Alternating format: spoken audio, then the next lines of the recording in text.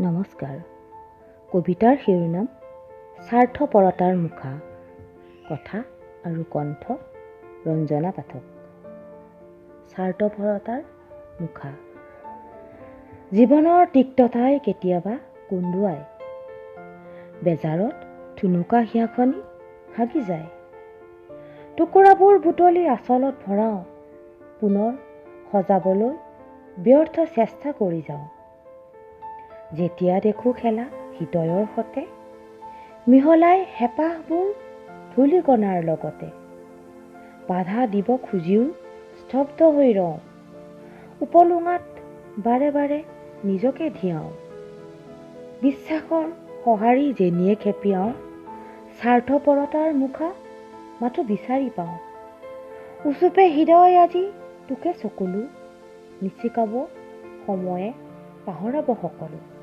স্মৃতিৰ মণিকোঠাত সেয়াই সজীৱ হৈ ৰ'ব, মুখাৰ আঁৰৰ মুখাবোৰেও এদিন পৰিচয় পাব,